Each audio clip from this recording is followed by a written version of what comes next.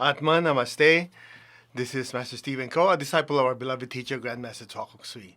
I just want to take a few minutes to share with you how our beloved teacher did tithing and service. As I recall, it's always within and without. So let's start within. When it comes to his employees, okay, and we were just in the car, and then he said, there's one of my employees that I had to let go today. But he's happy. So I'm going, Master, why would somebody be happy for being let go or fired? He said, no, you don't understand. He was not able to catch up with the technological advances, so he was kind of causing some problems. So I had to let him go. But because he had done so much service for me and the company, we paid for his college education for the children and pay off his house. I'm going, that's very, very generous. He said, no, because this guy has really devoted his life, working for a company, for me. And it's just that it's not his fault that he was not able to catch up with the technology because of his age and he didn't have the know-how. So it's only right that tithing and giving starts at home. Another example would be we're in class and he would just listen to people's stories, he'll teach in class, and then he'll find out that someone lost their job or somebody's having difficulty. And then he'll call me to the side and say, Stephen, come here. I said, yes, master. And he'd go, okay, prepare this much in 2 separate envelopes. Give it to me after class. So I said, okay. I prepared a certain amount of money, each envelope. And then during a break, I said, master, here are the envelopes. And I watched him. He just called the person out of nowhere. He says, so-and-so, could you come over? And he gives in, okay, to help you out.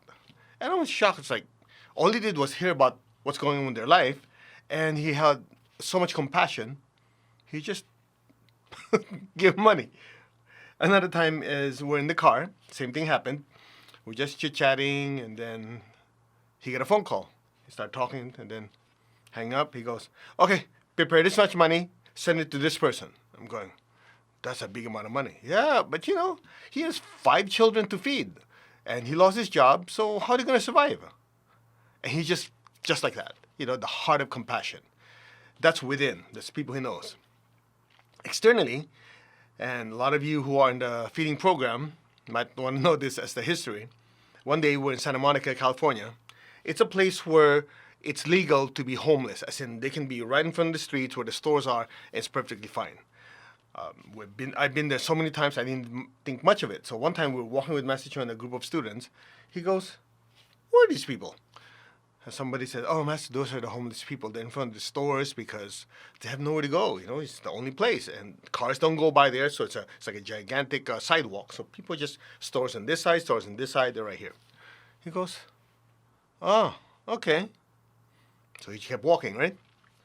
And before you know it, he pulled out some money, a thick stack of $20 bills, because when you go to the automatic teller machine, the ATM machine, they usually give you 20s, 50s, 100s, usually the smaller bills, like 20s, right?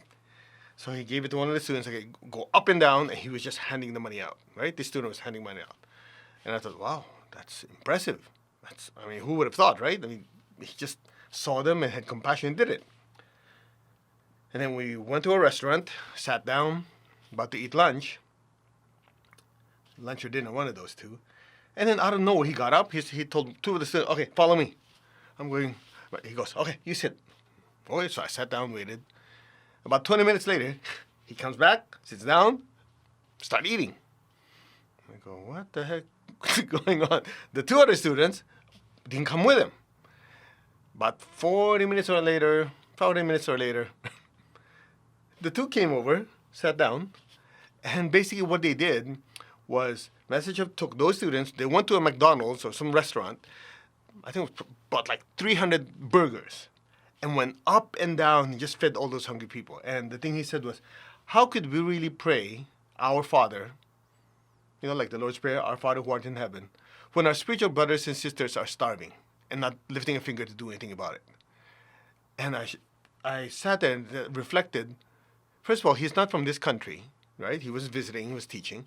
And just seeing that, he had to do something.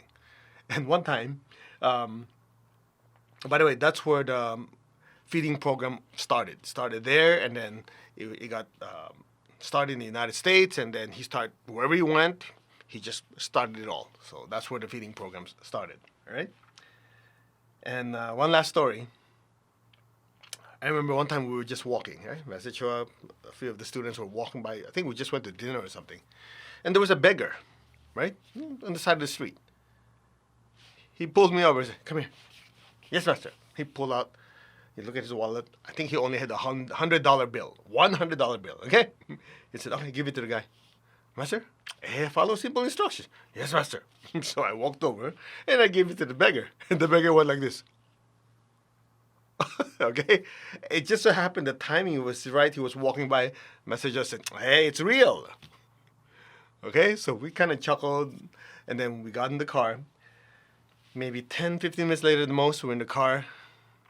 He turned to all of us. He said, "You know, tonight, that person's life got transformed."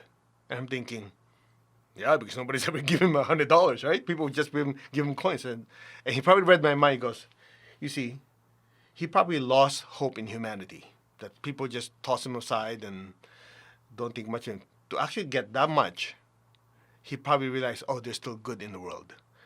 And I meditated on it. I thought about it. And that's the whole idea with the teacher. By living the teachings, he inspires us to follow him, practice the teachings, and also enrich our lives. So I would encourage you to really think about it, that service and tithing is an intricate part of pranic healing and arhatic yoga. And the teacher doesn't just talk about it, preach about it, he lived it. And so I hope all of us would follow his attention and continue his legacy. Atma Namaste. Thank you very much for allowing me to share this with you. And God and Guru's blessings be with you always. Thank you.